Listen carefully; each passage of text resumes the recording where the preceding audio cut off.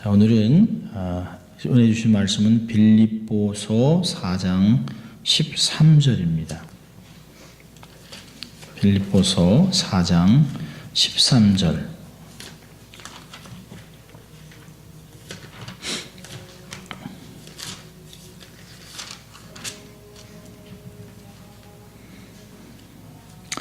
빌립보서 4장 13절 너무 잘 하시는 말씀이시죠?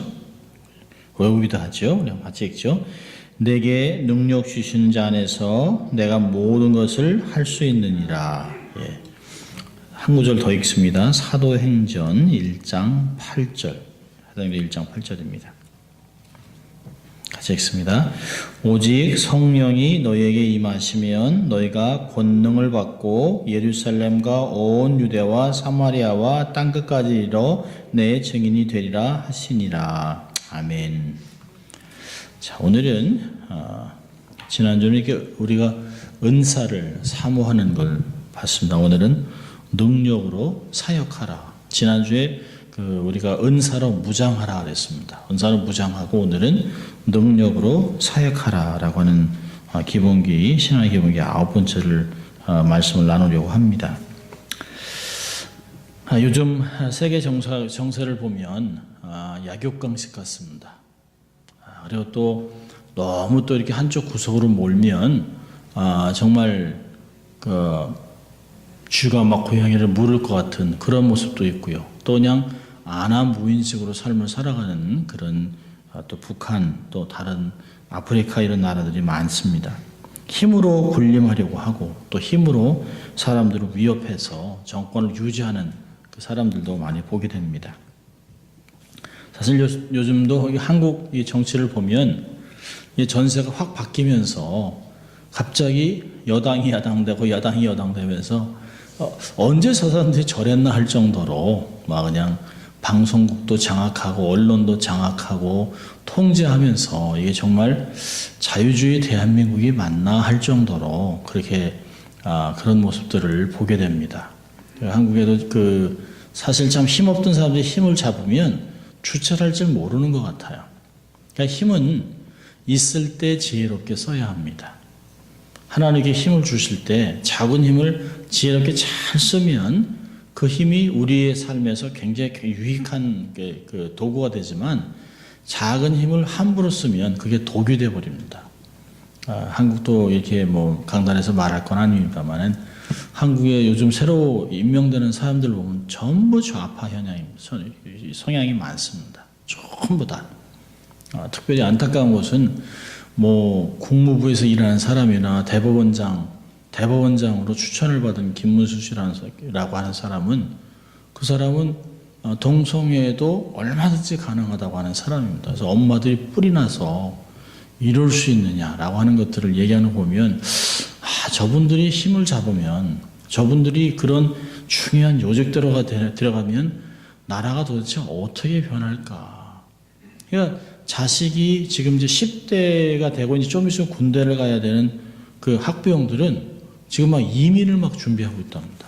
어느 나라든지 가고 싶다는 거예요. 왜냐하면 이 사람이 벌써 이미 동성애는 다 괜찮다는 거예요. 그래서 군대에서도 동성애를 다 지지하고 그다음에 그것들을 다루지 않기로 법으로 정했기 때문에요. 이 사람이 되면 엄마들은 거의 그냥 실신 가깝다고 얘기하더라고요. 그거 보면서 어떻게 저런 사람들이 정치적인 힘을 마치 눌려 있다가 조그만 힘을 주니까 폭발하는 것 같습니다. 그래서 좀 안타까운 일이 참 많습니다. 정치적인 힘을 키우기 위해서 가전애를 많이 썼겠죠. 그래서 많은 그런 좌파 현황에 있는 사람들이 그렇게 갔습니다. 정치하는 사람만 힘이 필요한 건 아니죠. 운동선수들도 힘이 필요합니다. 기술도 많이 필요하지만 한국 사람들이 요즘 같은 차범근 후에 정말 많은 사람들이 영국, 독일, 터키 이런 데 가서 이제 중국 이런 데 가서 이제 막 프리미어리그에서 뛰고 합니다. 정말 장족의 발전을 했죠. 근데 많은 선수들이 참 체력이 딸려서 기술은 참 좋은데 체력이 딸려서 돌아온다는 얘기를 많이 듣습니다. 사실 전반만 뛰고 나면 후반을 뛰지 못하는 그래서 유럽에서 뛰지 못하고 귀국한 선수도 있어요. 그러니까 지치지 않는 힘이 있어야 합니다. 테니스도 치는 거 보면 막 4시간, 남자들은 4시간, 5시간씩 하는 걸 보면, 야, 속으로 그럽니다. 돈 벌기도 참 쉽지 않다 하는 생각도 해봅니다. 참, 운동선수도 이런 사람도 인맥도 필요하지만 능력 있는 사람이 필요해요. 일반 회사도 능력 있는 사원들을 채용하려고 합니다. 능력은 뭡니까? 유능하다는 거예요. 많은 처녀들이 한국에서 이제 결혼 상대자로 누구를 만나고 싶은가? 그거 이제 잘생긴 사람, 키는 180 이상, 키가 170 미치면 루저라고 얘기하고, 그러면서 막 얘기를 합니다. 몸무게는 어떻게 되고, 복근이 있어야 되고, 하다가, 상당히 높은 수준이 뭐냐면, 능력이 있는 남자를 찾습니다. 그래서 어떤 사람이 물어봤어요. 능력 있는 사람, 근데 못생기고. 그리고 한 사람은 잘생겼는데 능력이 없다. 그럼 여자들이 마저 고심을 한답니다. 고심을 하다가 능력 있는 남자를 택한다는 것이에요. 근데 이걸 반대로 했을 때는 되게 재밌습니다. 남자한테 물어봤을 때는 항상 질문이 예쁘니? 예뻐? 그걸로 간다는 거예요. 공부를 많이 했는데도 나이는 먹었는데도 능력이 없는 사람이 있어요. 참 안타깝죠. 길이 안 열리고 어떤 사람은 어린 나이에도 위기를 잘 감당할 능력도 있고 자기 관리를 너무 잘하는 그런 사람들이 있습니다. 그런 사람들은 그냥 승승장구하는 걸 봅니다. 나이하고 상관없이. 요즘같이 인터넷 시대 이렇게 이 IT 시대는 정말 나이하고는 상관이 없는 것 같아요. 그런 데서 일하는 사람들 얘기 들어보니까 지금 30대만 되면 거의 늙은이 취급을 한답니다. 아마존에서도. 그런 얘기를 들으면서, 이게 얼마나 빨리 지나가는지 모르겠어요. 여러분, 일반 사회에서 능력 있는 사람을 많이 찾지만, 신앙생활에서도 능력 있는 인재를 구합니다. 어제는 제가 이제 월요일 날 아침에 떠나서, 몬트레이에 도착하고, 또 회의를 하고, 미팅을 하고, 노예를 하고, 그래서 젊은 목회자를, 또 전도사가 이제 시험을 다 치르고, 그리고 이제 노예에서 이제 시험, 안수를 받는데, 얼마나 떨리겠습니까? 태어나서 처음으로 목사 가운을 입고, 그리고 이제 생전 처음으로 이제 목사라는 그 타이틀을 갖고 축도를 하게 합니다. 그리고 예배를 마친 후에 목사 회원 호명을 해요. 그럼 그때 네 하면서 그 사람이 노회에서 정식 목사 회원이 됩니다. 그러면서 저희들이 많은 얘기를 해줘요. 권면도 하고 하면서 우리들의 권면은 딱 한 가지죠. 신실하면 됩니다. 너무 큰 야망을 가지려고 하지도 말고 너무 많은 걸 하려고도 하지 말고 내 분수에 맞게 최선을 다하고 하나님이 내게 주신 것을 감사하고 기뻐하고 하는 것, 그게 중요한 거란 얘기를 해요. 근데 이게 30대는 몰라요. 30대는 아마 저도 그랬는지도 몰라요. 40대까지도 몰라요. 50대가 돼서 이제 이게 막 이게 무르익어가면서 자꾸 삶을 돌아보면서 하나님이 내게 있게 한 자리가 얼마나 중요한지 보게 됩니다. 그래서 뭘 하겠다고 능력을 구하는 것이 아니라 내게 맡겨진 이 자리에서 충성되게 감당할 수 있도록 내 힘이 아닌 하나님의 능력을 구하는 사람이 되는 것이에요. 그런데도 요즘 신앙서적들을 보면 파워 크리스찬, 파워 미니스트리, 파워 목회, 파워 팀 미니스트리, 파워 가스플 이럽니다. 그러니까 힘없는 사람은 목회도 못할 것 같은 생각이 들어요. 그런데 이게 한풀이 꺾였습니다. 한국에서 1년에 교회가 130개씩 경매가 됩니다. 그게 넘어가요. 대개가 경매로 넘어가는 것은 교회를 건물에 치중했던 교회들입니다. 그러니까 무엇이 힘인지를 제대로 이해를 못한 것이에요. 복음의 능력으로 우리의 삶이 무장되는 것이 중요한 것인데 그것이 아니라 드러내기 위해서 건물을 짓고 건물을 지으면 많은 사람이 오겠지라고 하는 얄팍한 야망을 갖고 목회를 시작합니다. 또 거기에 동조를 해서 중직자들이 목사님 그렇게 하시죠. 영차 한다고 되는 게 아니에요. 한국이나 미국이나 지금 주일학교 없는 교회가 63%입니다. 그 이유는 여러 가지인데요. 첫째는 아이들을 낳지 않습니다. 아이들이 없어요. 한 명 난 것도 잘한 거예요. 한국도 요즘은 아이 셋 낳으면 학비 다 무상으로 해준다는 얘기를 합니다.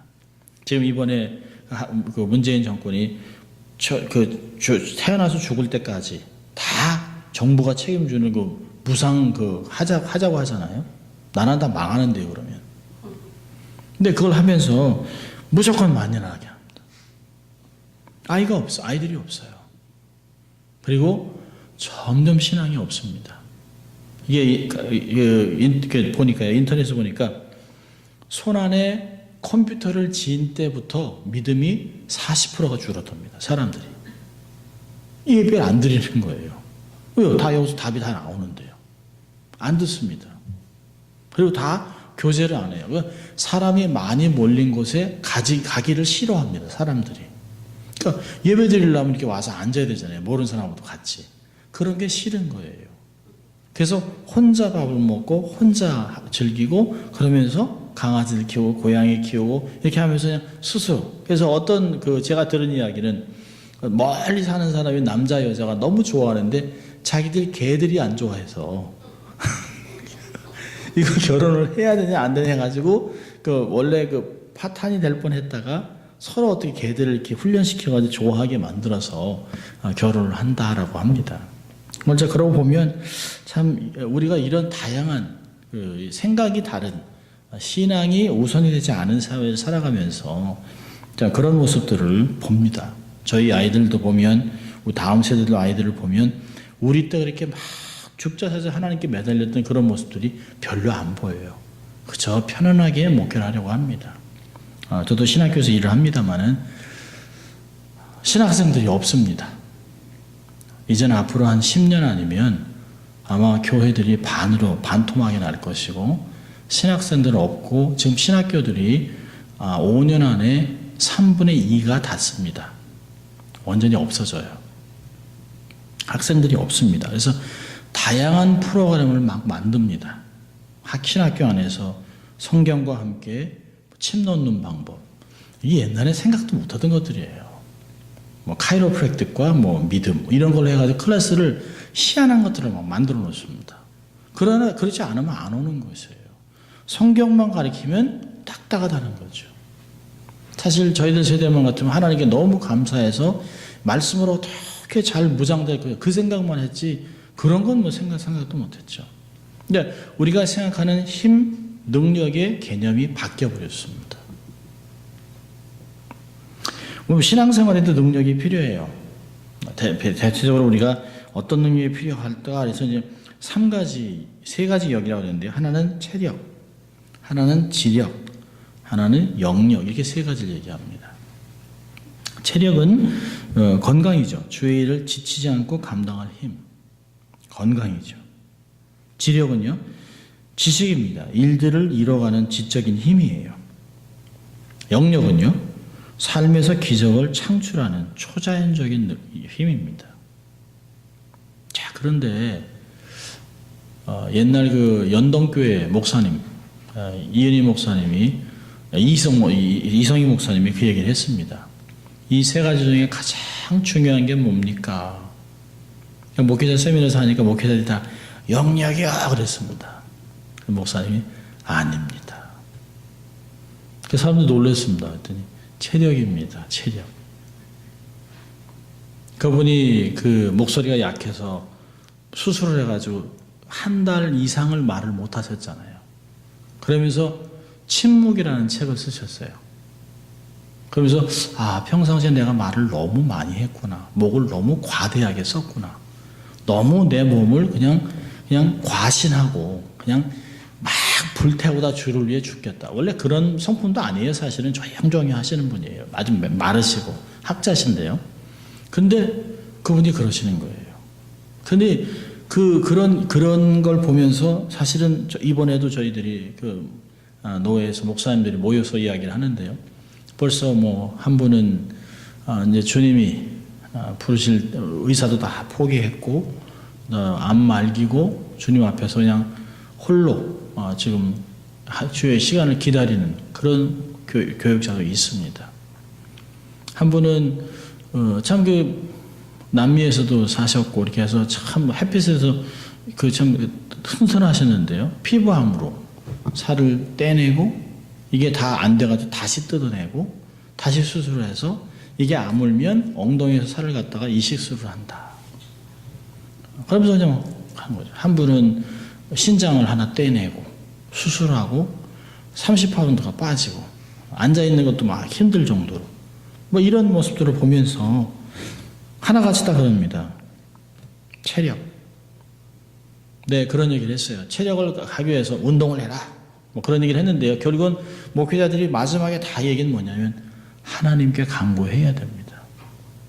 우리가 아무리 뭐 골프를 치고 테니스를 치고 운동을 하고 내가 매일 적게 먹고 해도 하나님이 내게 체력을 안 지켜주시면 하나님이 내게 힘을 계속 실어주지 않으면 바짝 말랐다고 해서 약한 게 아니잖아요.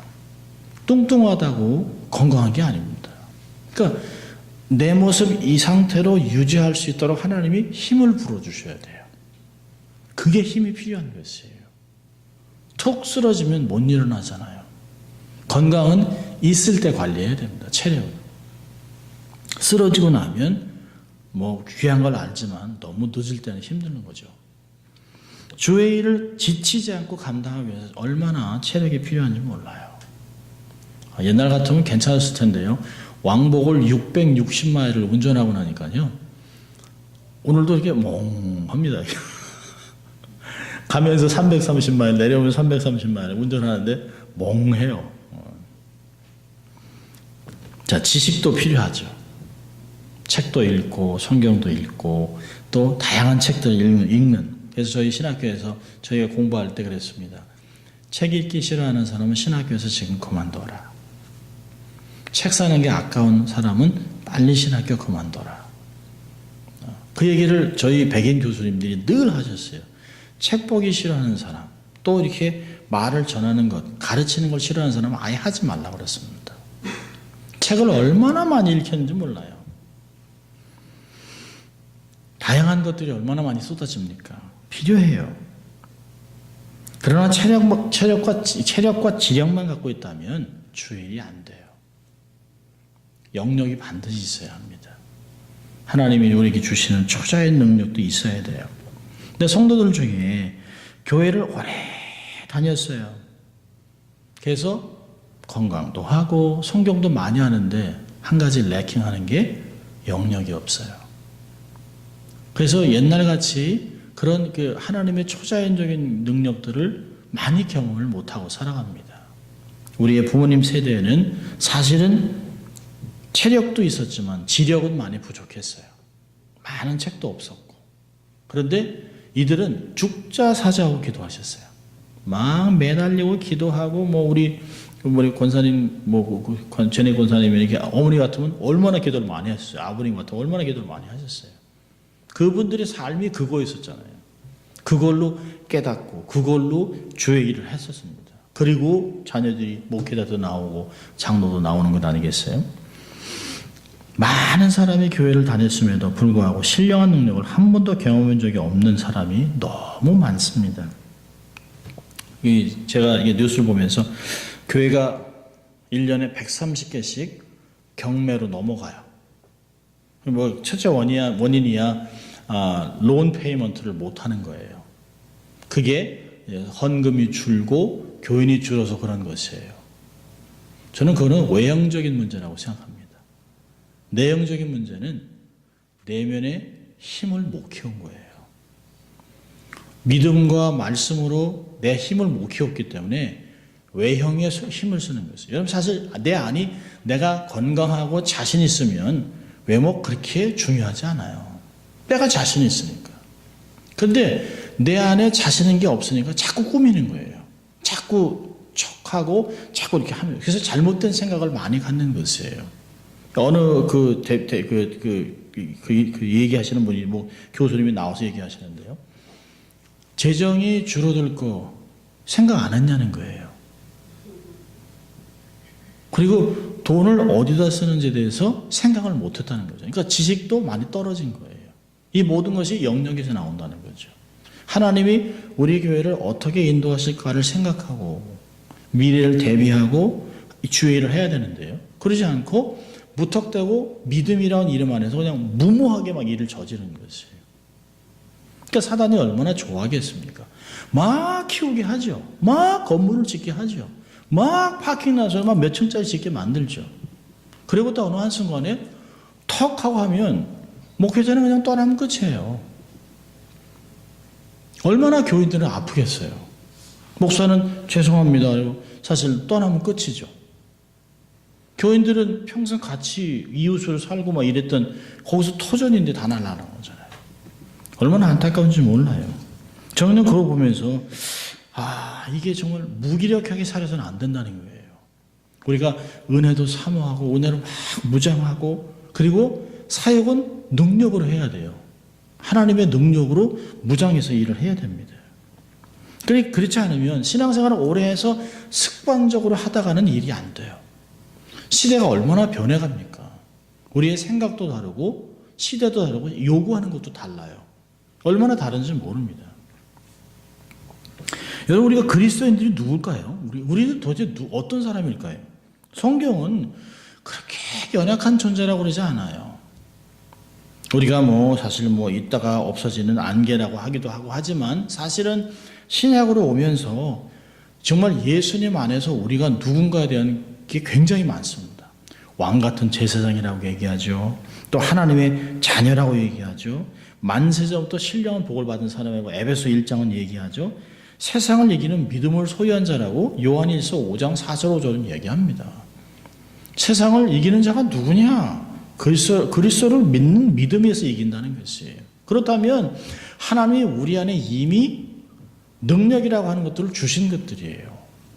이 능력들이 그냥 나타나는 것이 아니에요. 우리 에베소 한번 볼까요? 우리 에베소 오래전에 한번 봤는데요.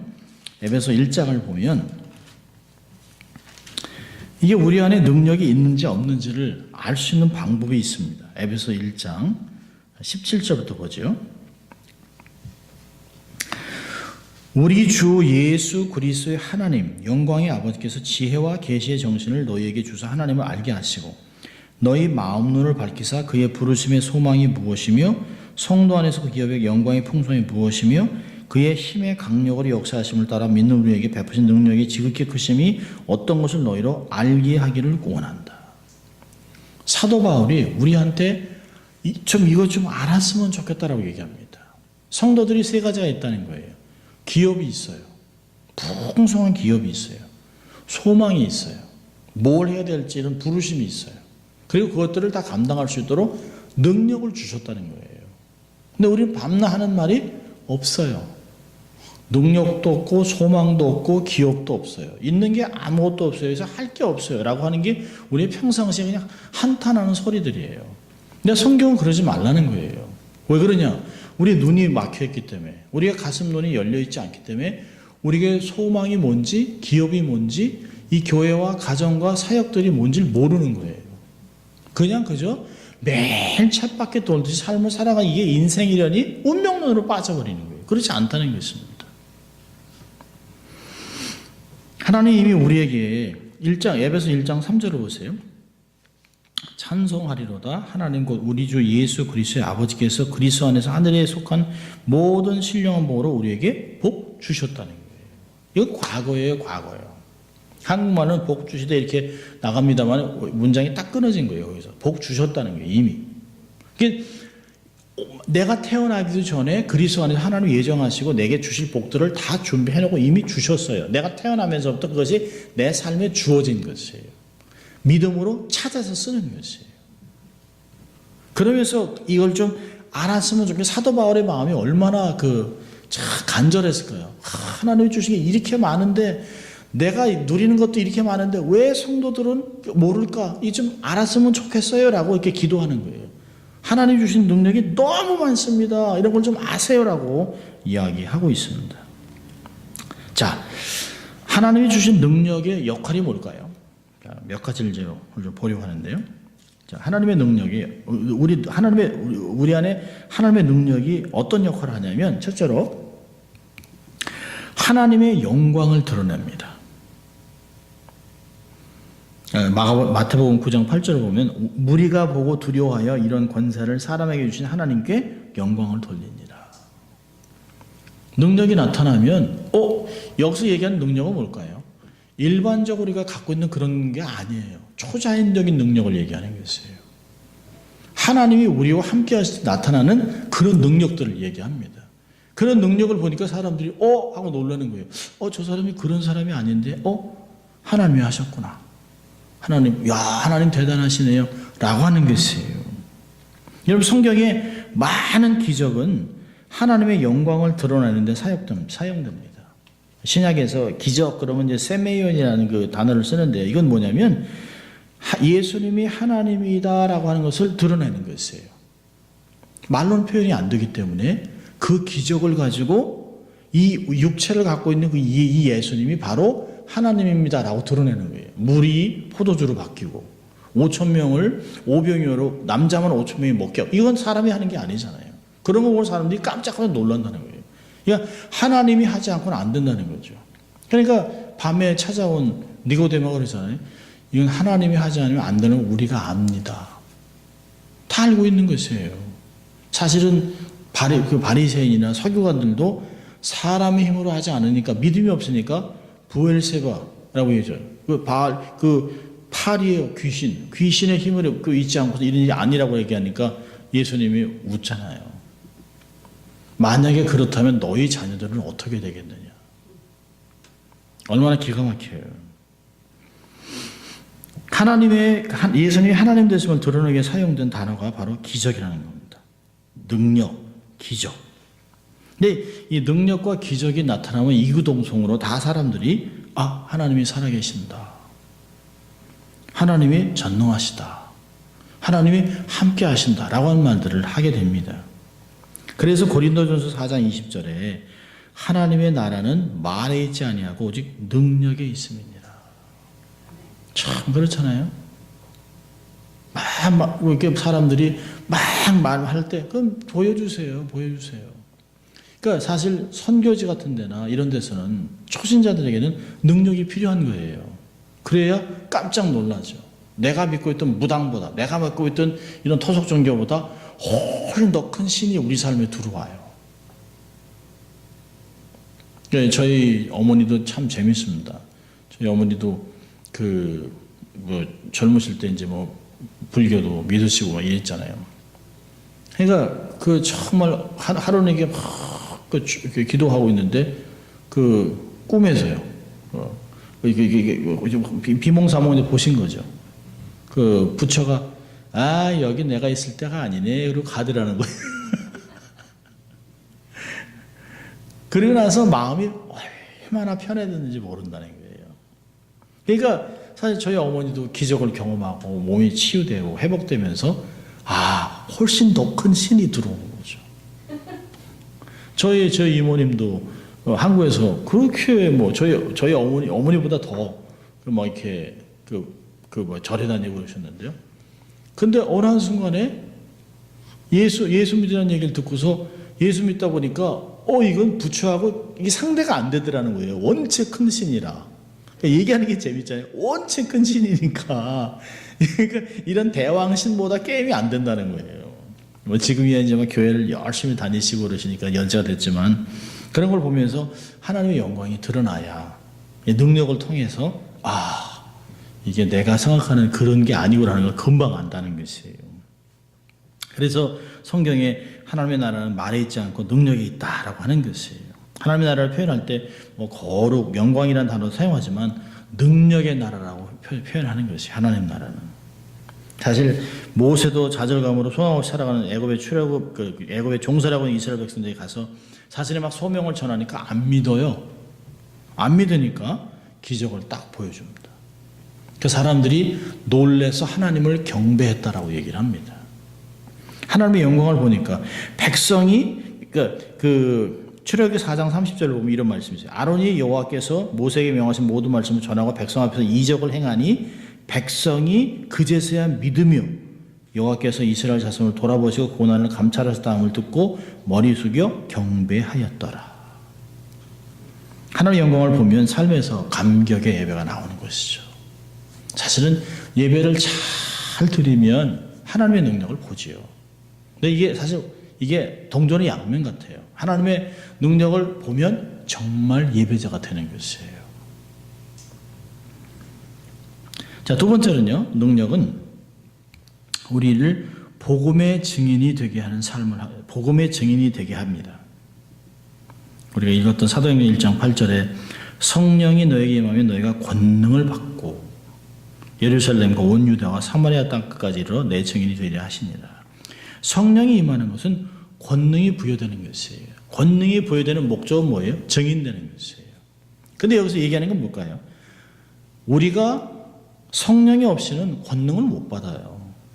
권능을 받지 않으면 이 담대한 증인이 안 돼요. 우린 기본적으로 사람들은 사람을 두려움이 있습니다. 아무리 담대한 것 같아도요. 자기보다 조금 강한 사람 만나려면 두려워해요. 또 내가 모르는 사람들 앞에 서면 덜덜덜 떨립니다. 쉽지 않아요. 저도 사실 저희 교회가 편하죠. 그러니까 이 목사는 자기가 섬기는 교회가 제일 편한 거예요. 그러니까 딴 데 가면 불안합니다. 사실은. 딴 데 가서 편하면 안 돼요. 목사는 딴 데 가서 편하면 안 돼요. 여기가 편해야 돼요. 여기가요. 그러니까 저도 벌써 설교를 얼마나 오랫동안 했습니까? 전도사 때부터 하면서 내년이면 30년인데요. 그런데도 사실 목회자들, 노회원들 다 동료 목회자들이죠. 근데 다른 교회를 가면 덜덜 떨려요. 쉽지 않아요. 그 짧은 시간 안에 말씀을 전하는데 쉽지 않습니다. 다른 교회 가서 집회를 할 때도 아주 힘이 들어요. 아주 힘듭니다.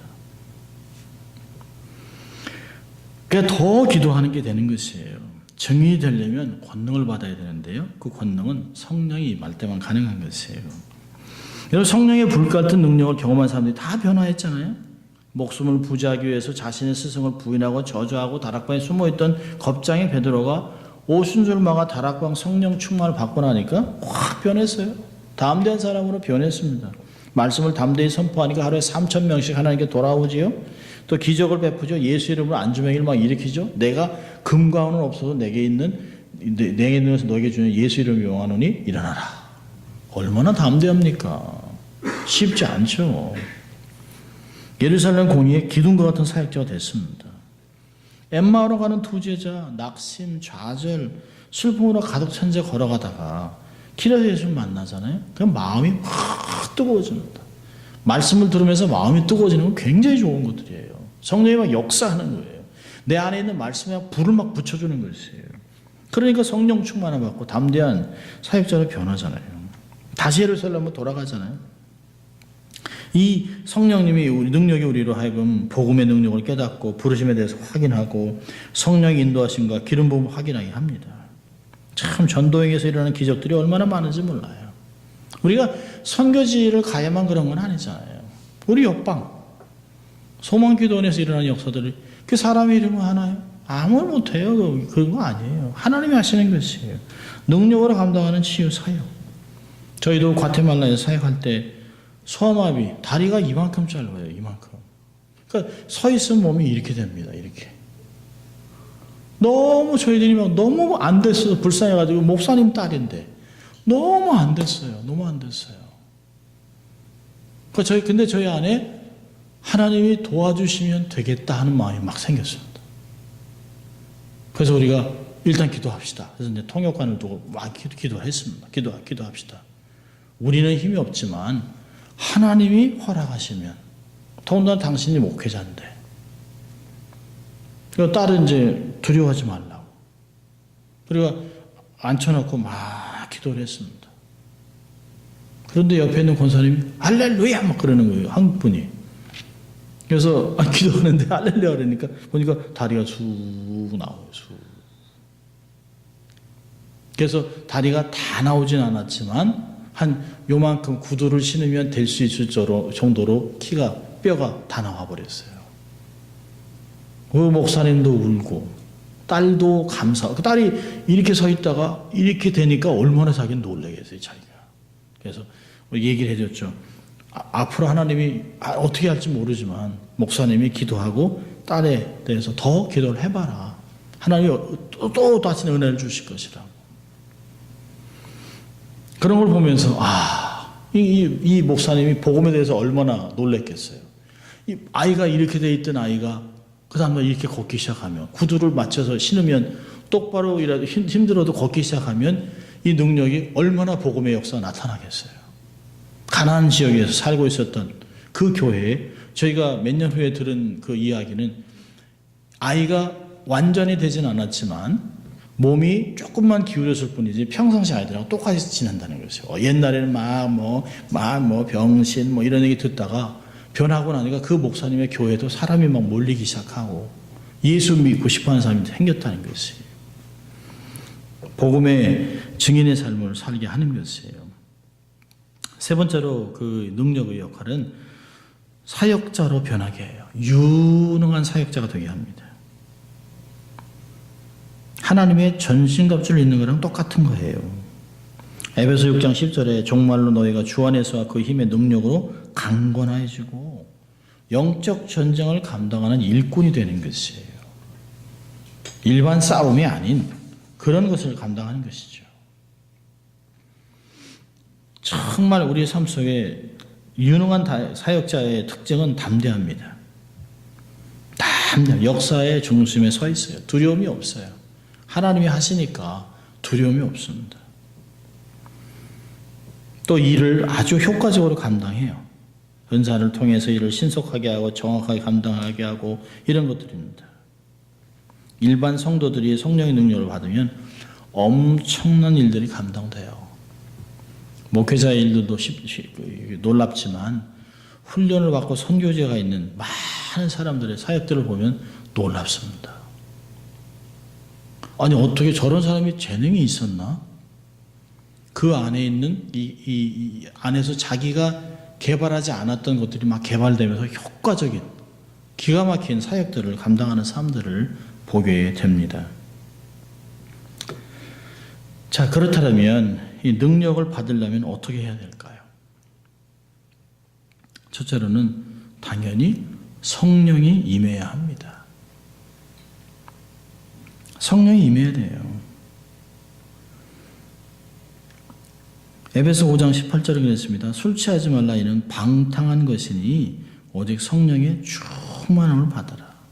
지속적으로 받으라는 거예요. 한 번으로 끝내는 게 아니라 모든 성도들에게 명령한 것이 옵션이 아닙니다.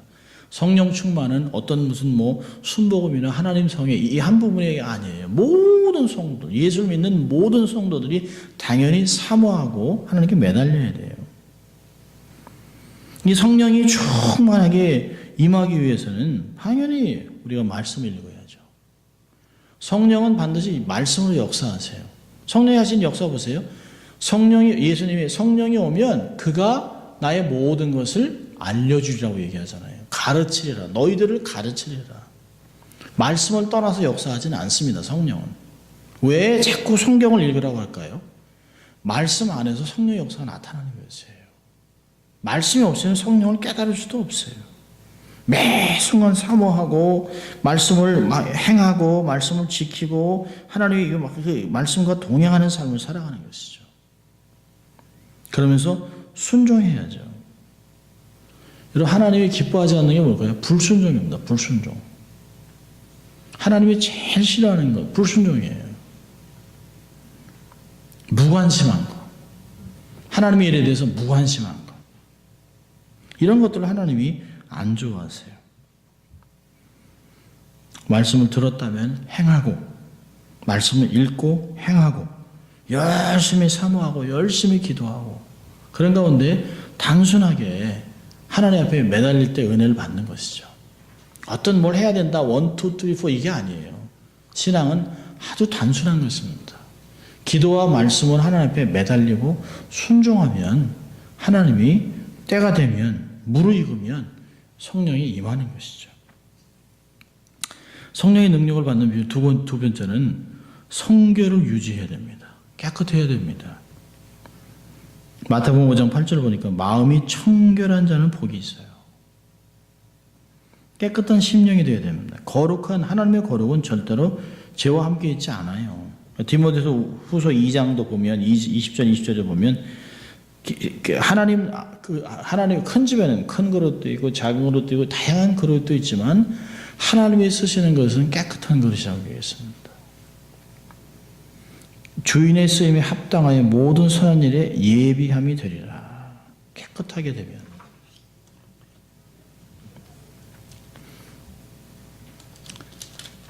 우리 모든 그 사역자들의 삶을 보면 정말 다 사모하죠. 사람들이 다 성령 충만을 원하죠. 다 신학교로 가면 신학교에서는 전도사들은 다 꿈이 목사가 되는 거예요. 목사. 그런 목사가 되면 거기서 어떤 목사가 되고 싶을까요? 기본적으로 그래도 다 큰 목회를 해보고 싶겠죠. 근데 그것을 가르는 것은 사모함도 있지만 그와 동행한 정결함이 있는 거예요. 성결함.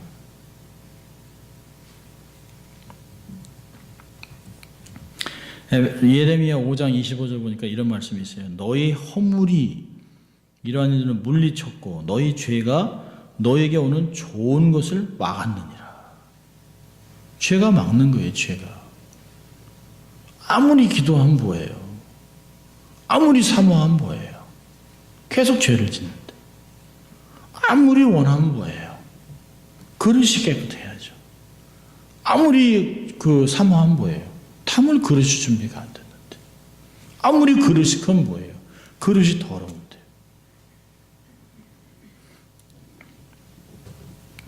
세 번째로 정말 우리가 이런 능력을 받기 위해서는 소명이 확실해야 합니다. 하나님의 부르심의 소명을 확실히 갖고 있어야 돼요.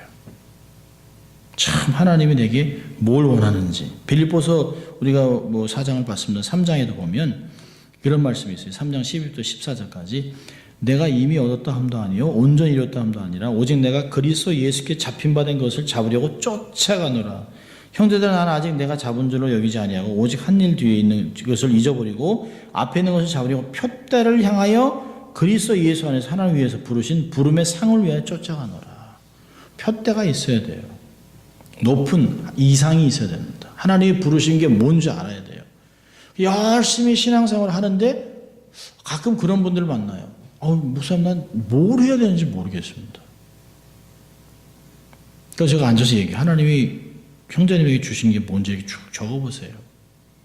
어떤 돈을 버는 재주를 주셨는지 아니면 건강을 주셨고 기회를 주시고 막 친화력이 좋고 막 쭉 한번 적어보라 그랬어요. 다. 어떤 거는 기본적으로 준 재능도 있지만 은사도 있고 이 사람만 감당할 것이 있어요. 그럼 그거를 제가 이걸 주를 위해 어떻게 사용할 것까지를 생각해야 된다는 거예요. 내게 이런 걸 하나님 주셨는데 내가 주님에게 난 이거 이렇게 드리겠습니다. 하나님 이거 주셨으니까 내가 이걸로 이렇게 감당하겠습니다. 그러다 보면 그게 원래 자기에게 주신 소명인 걸 깨닫게 돼요. 이 소명이 뭘까요? 하나님의 영광에 초점을 맞추고 있는 거예요. 하나님의 나라와 의를 먼저 구하는 거예요. 이걸 통해서 하나님의 영광이 드러나지 않으면 이건 소명이 아니에요. 많은 사람들로 밥을 먹이고 다 하는데 하나님하고는 복음하고는 아무 상관이 없어요. 그건 소명이 아닙니다. 그거는 불교 신자도 하는 거예요. 어떤 사람들이 그래요. 목사님, 불교 신자가 우리보다 더 착해요. 세상으로 보는 기준으로는. 아니, 불교 신자도, 넌 크리스천도 도네이션 많이 하죠. 요즘 같으면 하비, 막 그냥 얼마 같은 이렇게 막 지금 막 토네이도로 막 그냥 사람이 막 턱턱 내잖아요. 불신자들도.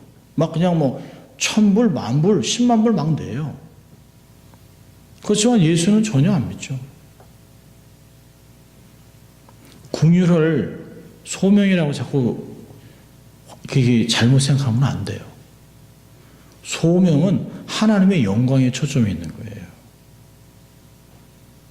그리고 소망은 반드시 교회하고 연결이 되어 있어요. 이걸 잘못 이해하면 안 돼요. 아, 저는 뭐 예수님은 좋아하는데 교회는 안 갑니다. 아니, 그게 무슨 소명이에요, 이게. 그렇지 않아요. 그러니까 하나님의 영광과 교회에 대해서 딱 연결되어 있어요. 그 공동체 안에서 이루어지는 거예요. 그 교회가 부요해지고 예수 믿는 사람들이 유익을 얻는 거예요. 그게 소명입니다. 그 소명을 가지고 잘 감당할 때, 그러니까 요즘은 그런 말 하잖아요. 목적이 이끄는 삶. 하나님의 목적이 나를 이끌어가는 거죠. 내가 뭘 하겠다가 아니라.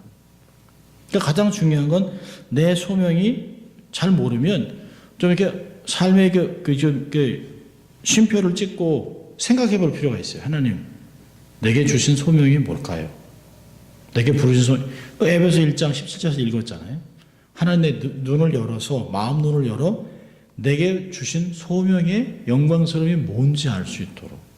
그럼 그 소명을 깨달으면 기업이 뭔 줄 알게 돼요. 그런 걸 감당할 수 있는 능력이 내게 있다는 걸 알게 됩니다. 하나님의 영광과 뜻을 이루는 삶을 성실하게 살아가야 돼요. 아주 정확한 클리어한 콜링이 있어야 됩니다. 그러다 보면 소명이 있으면 때를 따라 돕는 은혜를 경험하게 됩니다. 아, 하나님 이렇게 해주셨구나. 아, 이래서 요때 이렇게 응답을 하셨구나. 세월이 보면서 자꾸 소명이 있는 사람들은 그 시대에 분별하는 사람이 됩니다. 아, 이게 내가 내 재주를 얻은 것, 이게 아니네. 하나님이 주셨네요. 라고 알게 되는 것이죠. 그래서 내 삶에 이렇게 딱 보면 하나님의 영광, 교회의 유익, 그러면서 은혜를 경험하면서 그걸 분별하는 것이에요. 아, 이때 하나님이 이렇게 하셨구나. 하나님이, 모든 것은 다 되는데도 안 돼 하면 안 하는 거예요. 근데 우리들은 우르르 몰려가죠. 넓은 길로 갑니다. 다 되는 것 같아서 갑니다. 그렇지 않아요. 다 가도 안 가기로 결정할 수 있어야 됩니다. 다 안 가도 주님이 부르면 가야 하는 것이에요.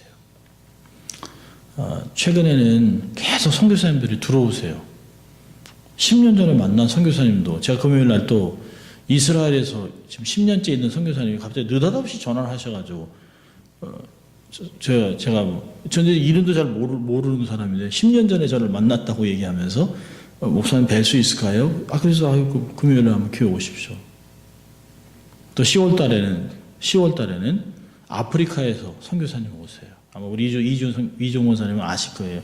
아프리카에 있는 이영호 선교사님이라고, 아버지는 흑인, 어머니는 한국분이라 해서 자기가 아버지의 나라로 선교하러 간다고 아프리카로 가셨어요. 지금까지 20몇 년 동안 아프리카에서 그렇게 사역을 하세요. 장애인이고, 얼마나, 이게 사실 옆에 보는 것만으로도 마음이 막 그냥 감동이 돼요. 막. 그분이 들리신 날에서, 저희 교회도 좀 오세요. 그래서 오셔서 좀 전해주세요. 해서 10월 달에 오십니다. 네, 참 소명이 정확합니다. 많은 사람들이, 자기 아버지 나라 같으면 여기 미국 아니에요. 미군이었으니까 아버지가. 그런데 원래 있던 곳으로 자기 갔어요. 그리고 아프리카에 가서 사역을 하는데 얼마나 잘하시는지 몰라요, 사역을. 목적이 이끄는 삶을 사는 것이죠. 이런 분의 삶 속에 하나님의 능력이 나타나는 것이에요. 기도하세요. 하나님 제게 능력을 주세요. 하나님 제게 더 큰 능력을 주십시오. 하나님 제게 더 큰 영광 돌릴 수 있도록 기회를 주세요. 이런 기도가 참 필요합니다. 이런 것이 돈 주세요, 건강하게 해주세요, 지혜 주세요, 이런 것보다 훨씬 앞서는 거예요. 이런 것들은 다 따라오는 것들이에요. 하나님의 영광, 능력, 은혜, 은사, 이렇게 우리의 삶에 되는 것입니다. 그래서 우리의 삶에 능력이 있어야 사역도 합니다. 능력이 있어야 주의 일을 하게 돼요. 능력이 있어야 유익한 사역을 감당할 수 있습니다. 그래서 늘 능력으로 사역해 나가는, 하나님 주신 이 능력으로 내가 모든 것을 할 수 있습니다. 돈이 아닙니다. 지혜가 아닙니다. 하나님의 권능으로 하는 것이에요. 그렇게 될 수 있기를 주의 이름으로 축원합니다. 기도하겠습니다. 하나님 아버지 감사합니다. 오늘도 저희들에게 말씀하신 것 같이 만세전에 우리를 택하시고 그리스도 안에서 이미 모든 은혜를 주셨다고 말씀하셨습니다. 복을 주셨다고 말씀하셨습니다. 그것을 믿음으로 잘 분별해서 찾아서 능력으로 우리를 무장하고 주를 위해 영광을 위해 저희들이 사역을 감당하는 저희들 될 수 있도록 하나님 축복하여 주시옵소서. 감사하고 예수님 이름으로 기도합니다. 아멘.